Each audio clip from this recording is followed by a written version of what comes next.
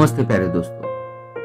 Tiger competitive exam के इस audio session में मैं आपका स्वागत करता हूं। आज हमारे एग्जाम के लिए जो इम्पोर्टेंट सुर्खियां होगी उस सुर्खियों में फर्स्ट चरण या फर्स्ट न्यूज उत्तर प्रदेश के बारे में हो सकती है। उत्तर प्रदेश ने फिलहाल पंचायत सेक्रेटरी जो ऑल द पंचायत स्टेट में है उनके लिए स्थापित करने की घोषणा की है। तो उत्तर प्रदेश सरकार राज्य के सभी पंचायतों में ग्राम पंचायत कार्यालय या ग्रामीण सचिवालय स्थापित करेगी। ऑलमोस्ट उत्तर प्रदेश में मोर देन 58,000 ग्राम पंचायतें रहेगी और ये सभी ग्राम पंचायतों के लिए पंचायत सचिवालय ये बना दिया जाएगा। पंचायत की जो मुखिया होते हैं यही गांव का अध्यक्ष होता है, जिसे हम सरपंच भी कहते हैं। पंचायत की गतिविधियों को देखरेख करने के लिए राज्य सरकार द्वारा ये पंचायत सचिव की नियुक्ति की जाती है। हम सभी लोग जानते हैं, अगर पंचायत के बारे में जो 73 संविधान संशोधन है, 73 जो अमेंडमेंट आती है, इस संशोधन अधिनियम ने पंचायतों को संवैधानिक दर्जा प्रदान किया है। कॉन्स्टिट्यूशनल स्टेटस ऑफ पंचायत को 73rd कॉन्स्टिट्यूशनल अमेंडमेंट से प्राप्त हुआ है। और पंचायत राज सिस्टम अगर इस राज्य में फर्स्ट स्थापित हुई, अगर ये क्वेश्चन आता है तो राजस्थान के नागौर जिले ने ये पंचायत राज सिस्टम को फर्स्ट टाइम अडॉप्ट किया है। नेक्स्ट ऑटोबायोग्राफी है the stranger in the mirror. Stranger in the mirror ये ऑटोबायोग्राफी किसकी है, अगर एक क्वेश्चन आता है तो ये ऑटोबायोग्राफी फिल्म निर्माता राकेश ओम प्रकाश मेहरा की है। राकेश ओम प्रकाश मेहरा की ऑटोबायोग्राफी का नाम है the stranger in the mirror. The stranger in the mirror यहाँ ऑटोबायोग्राफी है राकेश ओम प्रकाश मेहरा की। नेक्स्ट बात आती है, फिलहाल कैबिनेट ने प्रोडक्शन लिंक्ड इंसेंटिव्स जैसे PLI या उत्पादन लिंक्ड प्रोत्साहन योजना जो स्पेशली या विशेष इस्पात जिसे हम स्पेशलिटी स्टील कहते हैं, इस स्पेशलिटी स्टील के लिए अप्रूव करते हुए ₹6,322 करोड़ रुपीस का प्रावधान भी किया है। तो PLI production linked incentives scheme के तहत may be in coming days में ये 14,000 करोड़ का निवेश आकर्षित कर सकती है। एट द सेम टाइम्स इस निवेश से 5.25 लाख लोगों को रोजगार भी मिल सकता है। तो देश में हाई ग्रेड स्पेशलिटी स्टील को उत्पादन को बढ़ावा देना ये उसका उद्देश्य होता है। तो अगर हाई ग्रेड स्पेशलिटी या स्पेशलिटी इस्पात का अगर निर्माण किया जाता है प्रोडक्शन लिंक इंसेंटिव स्कीम से, तो ये स्कीम के द्वारा स्टील के निर्यात में बढ़ावा मिलेगा। एट द सेम टाइम उच्च गुणवत्ता वाले स्टील को आयात उसकी कम करने में भी ये कोशिश करेगा। अगर हमें स्पेशलिटी स्टील का एप्लीकेशन कहाँ पे आता है तो डिफेंस, स्पेस, ऑटोमोबाइल क्षेत्र, बिजली और विशेष पंजीकृत या हम कैपिटल गुड्स, इस तरह के कुछ विभिन्न रणनीतिक अनुप्रयोगों के लिए या स्ट्रेटेजिक हम कहेंगे सेक्टर के लिए ये स्पेशलिटी स्टील का यूज किया जाता है। ये प्रोडक्शन लिंक्ड इंसेंटिव स्कीम, इसका मेन मकसद इंडिया की मैन्युफैक्चरिंग कैपेबिलिटी या मेक इन इंडिया इस ब्रांड को हासिल करने के लिए, almost eight the same time export को बढ़ावा देने के लिए अब तक 10 की सेक्टर में प्रोडक्शन लिंक्ड इंसेंटिव को लॉन्च किया गया है। ये production link incentive speciality sector के लिए गवर्नमेंट ने लॉन्च की है। तो ये इस्पात होगा। आज हम सभी लोग जानते हैं भारत विश्व का सबसे बड़ा इस्पात उत्पादक है और ये शुद्ध या नेट एक्सपोर्टर जो फिनिश स्टील का होता है, this is the one of the country में भारत का नाम आता है। नेक्स्ट आती है smile scheme, SMILE। Smile smile scheme किस मिनिस्ट्री द्वारा लॉन्च की गई, उसका मेन उद्देश्य क्या है? स्माइल का हम फर्स्ट टाइम लॉन्ग फॉर्म देखेंगे। SMILE का लॉन्ग फॉर्म है support for marginalise individual for livelihood and enterprise. Support for marginalise individual for livelihood and enterprise, आजीविका और उद्यम के लिए सीमांत व्यक्तियों के लिए समर्थन, ये लॉन्ग फॉर्म आता है स्माइल का। Ministry of social justice and empowerment, सामाजिक न्याय और अधिकारिता मंत्रालय द्वारा जो मार्जिनलाइज इंडिविजुअल है, इसमें भीख मांगने वाले व्यक्ति के लिए ये स्माइल स्कीम का ऐलान किया है।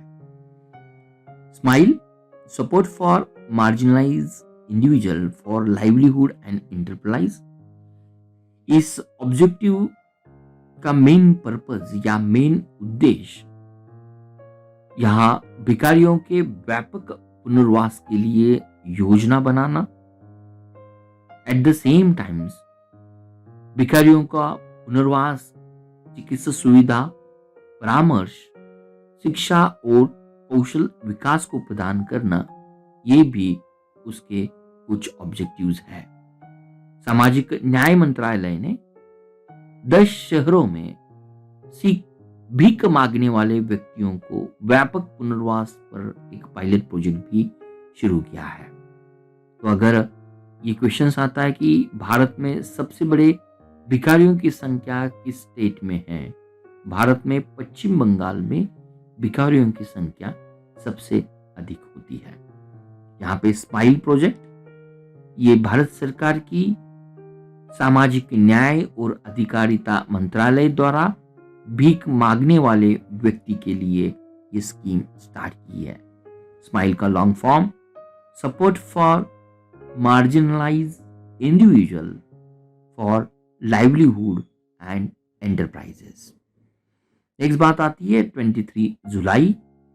23 जुलाई हम नेशनल ब्रॉडकास्टिंग डे की तरह हमारे इंडिया में मनाते हैं, उसे हम राष्ट्रीय प्रसारण दिवस भी कहते हैं।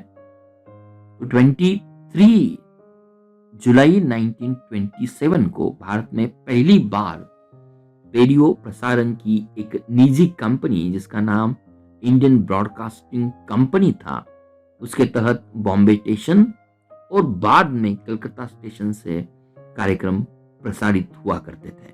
तो 23 जुलाई 1927 को रेडियो से प्रसारण होने वाले कार्यक्रम निजी कंपनी द्वारा वितरित किए जाते थे, लेकिन 1930 में प्रसारण कंपनी को सरकार ने अपने कब्जे में ले लिया और उसका नाम बदलकर भारतीय राज्य प्रसारण सेवा 1930 में Indian broadcasting company get converted into Indian state broadcasting services, और ये ISBS कंपनी है, इंडियन स्टेट ब्रॉडकास्टिंग सर्विस। 1936 में ये company all India radio company बन चुकी है। तो आज भी रेडियो के ऊपर जो गवर्नमेंट के हम कहेंगे ब्रॉडकास्टिंग कार्यक्रम्स होते हैं, उनकी निगरानी की जाती है ऑल इंडिया रेडियो। जिस तरह से विविध भारती हो या रीजनल चैनल हो, ऑल इंडिया रेडियो की स्थापना कब की गई, अगर ये क्वेश्चन आता है तो 1936 में इंडिया स्टेट ब्रॉडकास्टिंग सर्विस ये ऑल इंडिया रेडियो सर्विस बन चुकी थी। और ऑल इंडिया रेडियो सर्विस को 1957 से हम आकाशवाणी इस उपाधि से भी जानते हैं। और आकाशवाणी का जो मोटो है बहुजन हिताय बहुजन सुखाय है। बहुजन हिताय बहुजन सुखाय ये आकाशवाणी या ऑल इंडिया रेडियो का मोटो है। और जो इटालियन इन्वेंटर थे जिनका नाम था गुगुलियो मार्कोनी, तो गुगुलियो मार्कोनी ने 1819 में रेडियो का आविष्कार किया था। तो ये थी 23 जुलाई भारत में नेशनल ब्रॉडकास्टिंग डे के तहत मनाया जाता है। नेक्स्ट हम मूव करने वाले हैं ग्वालियर और ओरछा शहरों के लिए यूनेस्को की जो हिस्टोरिक अर्बन लैंडस्केप प्रोजेक्ट है, ये दोनों सिटी के लिए ये परियोजना शुरू की गई है। मध्य प्रदेश के ग्वालियर और ओरछा शहरों के लिए यूनेस्को की ऐतिहासिक शहरी लैंडस्केप परियोजना हिस्टोरिक अर्बन लैंडस्केप प्रोजेक्ट, तो ये यूनेस्को का हिस्टोरिक अर्बन लैंडस्केप प्रोजेक्ट या परियोजना 2011 से स्टार्ट की गई थी और इस परियोजना के तहत संस्कृति और विरासत को संरक्षित करते हुए तेजी से बढ़ते ऐतिहासिक शहरों की समावेशी और सुनियोजित विकास किए जा सकते हैं। 2011 से ये हिस्टोरिक अर्बन लैंडस्केप प्रोजेक्ट की शुरुआत की गई। तो यूनेस्को के द्वारा ऑलमोस्ट जो 6 सिटीज को यहाँ पे हिस्टोरिक अर्बन लैंडस्केप प्रोजेक्ट के लिए चुना है, उसमें भारत के अजमेर और वाराणसी ये ऑलरेडी 2 सिटी है और अजमेर और वाराणसी के बाद यहाँ एमपी के ग्वालियर और ओरछा ये दोनों सिटी भी उसमें समाविष्ट होती है। और ये ग्वालियर और ओरछा ये 7th और 8th सिटीज रहेंगे। तो UNESCO will going to prepare the development plan and management of this historic city. तो यूनेस्को ग्वालियर और ओरछा की धरोहर को आधुनिक बाकी जो डेवलपमेंट प्रोजेक्ट है ये डेवलप करते हुए भी ऐतिहासिक धरोहरों को मेंटेन करने का काम इस हिस्टोरिक अर्बन लैंडस्केप प्रोजेक्ट परियोजना के तहत किया जाएगा। नेक्स्ट आता है, अगर आपको क्वेश्चन आता है कि दलित बंधु स्कीम किस राज्य में स्टार्ट की? दलित बंधु योजना ये तेलंगाना सरकार के जो मुख्यमंत्री है चंद्रशेखर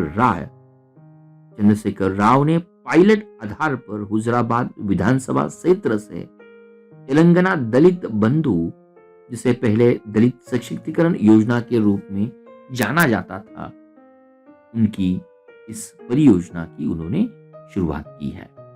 तेलंगाना राजधानी हैदराबाद है। तेलंगाना के मुख्यमंत्री के चंद्रशेखर राव है और राज्यपाल तमिलसाई सुंदरराजन है।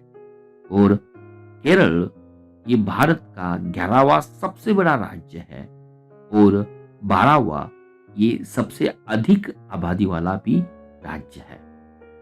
नेक्स्ट बात आती है हमारे लिए एयरटेल और इंटेल, ये जो दोनों कंपनी है भारत में 5G नेटवर्क की विकास में तेजी लाने के लिए उन्होंने यहाँ पे कोलैबोरेशन किया है। तो 5G नेटवर्क का विकास और उसमें तेजी लाने के लिए यहाँ पे एयरटेल और इंटेल ने जो कोलैबोरेशन किया है, कोलैबोरेशन करने के बाद हमें ये भी मालूम होना चाहिए कि जो भारत में 5G नेटवर्क डेवलपमेंट किया जाएगा बाय यूजिंग द 2 टेक्नोलॉजी होगी, जिसे हम रेडियो एक्सेस नेटवर्क कहते हैं।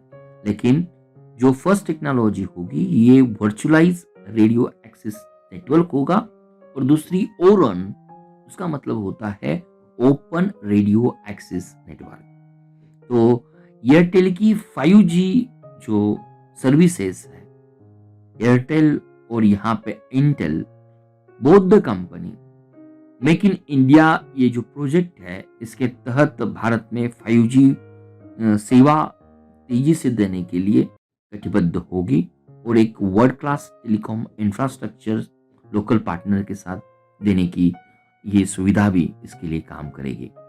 तो एयरटेल और इंटेल जो दोनों कंपनी कोलैबोरेशन कर रही है ये ओरैन अलायंस के मेंबर है। ओरैन का लॉन्ग फॉर्म होता है ओपन रेडियो एक्सेस टेक्नोलॉजी और ये ओरैन नेटवर्क ये न्यू एरिया में हमेशा इनोवेशन और क्रिएटिविटी देने का काम करती है। ओरैन एक तकनीक है, as name itself mention, open radio access technology या ओपन रेडियो एक्सेस नेटवर्क ये हार्डवेयर और सॉफ्टवेयर के अलग अलग तत्वों को एकीकरण में विशेषज्ञता की आवश्यकता होती है। यहाँ पे ओपन रेडियो एक्सेस नेटवर्क तकनीक नेटवर्क लागत को कम करेगी और ये अधिक दक्ष या मोर इफिशिएंट बना देंगी। ये बात आती है एयरटेल और इंटेल की भारत में 5G नेटवर्क सेवा को बढ़ावा देने के लिए। और लास्ट आज की सुर्खियां है फाइजर और बायोएनटेक, ये दोनों कंपनी ने जो समझौता किया है, इस समझौता के तहत यहाँ पे जो कोविड-19 वैक्सीन को उत्पादन यहाँ यूरोप के लिए हमेशा बरकरार होता रहता है, लेकिन फाइजर और बायोटेक ने दक्षिण अफ्रीका में ये कोविड-19 वैक्सीन को उत्पादन करने के लिए यहाँ पे बायोवैक इंस्टीट्यूट के साथ समझौता किया है। ये फाइजर कंपनी है, बायोएनटेक है। ये फाइजर और बायोएनटेक ये दोनों ने साउथ अफ्रीका की जो बायोवैक इंस्टीट्यूट है उसके साथ अफ्रीकन यूनियन के लिए वैक्सीन बनाने के लिए समझौता किया है। हम सभी लोग जानते हैं कंपैरेटिवली आज भी अफ्रीकन यूनियन के जो सबसे देश है, जो भी अफ्रीकन देशों या अफ्रीकन यूनियन की दुनिया के सबसे बड़े जो देश है, उनका कोविड-19 के बारे में टीकाकरण का जो भी स्पीड है कंपैरेटिवली बहुत कम है। और वैश्विक वैक्सीकरण साझाकरण का जो पहल आती है, जिसे हम कोवैक्स होते हैं, कोवैक्स के तहत ही अफ्रीकन यूनियन के देशों को वैक्सीन की प्रदान किया जाता है। तो बायोवैक और ये फाइजर, बायोवेक और बायोएनटेक और फाइजर के बीच ये साझेदारी वैश्विक वैक्सीन की जो असमानता है उसको दूर करने का एक प्रयास रहेगी। और अफ्रीकन यूनियन के जो सभी देश है उनके भीतर mRNA आधारित वैक्सीन का उत्पादन करने वाली ये साउथ अफ्रीका की बायोवैक कंपनी रहेगी। तो ऑलमोस्ट मेरे प्यारे दोस्तों, आज भी हमने कुल मिला के 8 या 9 या 10 पॉइंट को कवर किया है। अच्छी तरह से एक बार हम उसे सुन लेते हैं तो आपको ये पॉइंट भी इजीली समझ सकते हैं। Enjoy such type of the audio with professor बीज positive way in coming days also. धन्यवाद। Thank you for watching Target with Professor B's Positive Way. We request you to be a voluntary donator to become our Prime and Pride motivator.